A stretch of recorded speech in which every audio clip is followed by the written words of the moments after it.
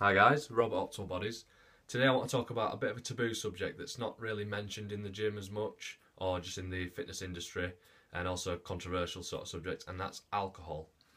As you don't really hear that much talking about it. People, if they're really into training, some people they'll still like a drink and they won't want to talk about it, so they might feel a bit embarrassed, or people might say like, "Oh, I thought you were really into training," that sort of thing. And what I think the sort of pattern that happens is most people start drinking before they start training, which because you're not fully, some people wait till they're fully grown to think, oh, I can start training now. Or for some reason, 13, 14 years old, you might start having a bit of a drink on the streets, and then when you're allowed to get in pubs or you can look older, you start to go down that route. And like university and things like that, it's sociable, gives us more confidence, etc. And I can see the appeal. I've gone down that route in my past. So people get to about 18 or so, plus into 20s, 30s, depending how late they start training.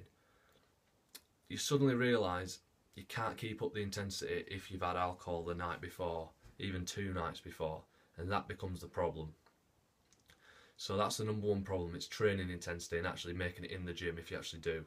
Whereas, in my opinion, I think there's no point even going if you're not going to keep up the intensity. You're better off having a rest day or two. So, but what this accounts to, say, oh, I only drink once a week, which I think majority of people probably do, 80s, 90%. The once a week, it doesn't sound that bad on paper, it doesn't sound that bad. But you start adding the numbers up.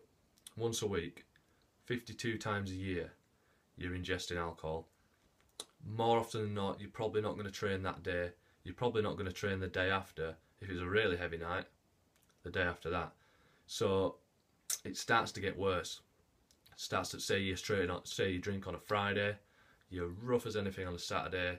Sunday comes, Sunday, not a lot of people like training that day anyway. You think, oh, I'll start Monday. Monday's always that day where people seem to make the big changes. So that's Saturday, Sunday. So all of a sudden you've gone from 52 to 104 days a year where you've missed out on them sessions. And think of the people that are working harder and actually training that extra 104 days a year.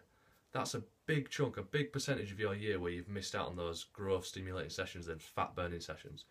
Now, the problem with alcohol is, one is the intensity of the training. You can't keep up. Your body's in a depleted, toxic state.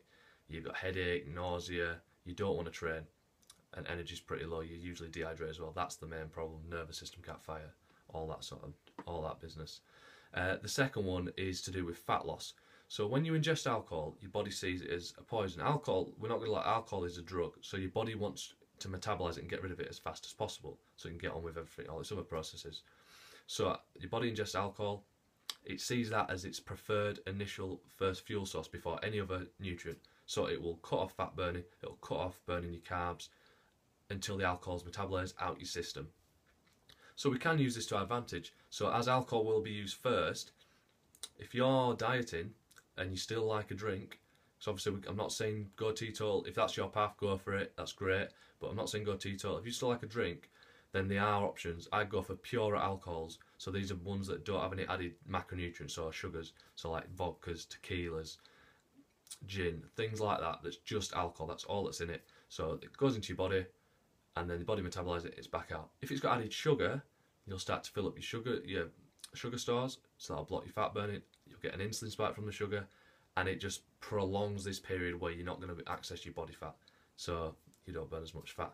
But if you're dieting and you're trying to maintain your muscle mass, which everyone should be doing, it's really healthy to have a high amount of muscle on your body in relation to your body fat, and you will like a drink, a couple of small pure alcohols on a night before bed can help prevent any muscle loss through the night or minimise muscle loss. Because as I said, alcohol will be used first, so your body won't go attack your muscle tissue to try and get some sugar source from it. It will use the alcohol. So that is a good tip to be able to use it. Another tip I'd say, because I think it's really sociable, you should be able to go out and enjoy it if you like a drink. Once a month, one night a month, I'd go all out, and that can be your little treat. And all of a sudden you've gone like just 12 nights a year rather than your 52. You see how it starts to add up. So that's the tip.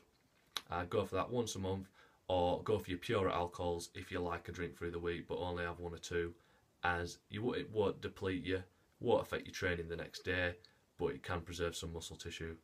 So that's all my view on alcohol. Any questions, you want any tips, any further advice, post in the comments below. Please like and share my page. Thanks for listening. Cheers, guys.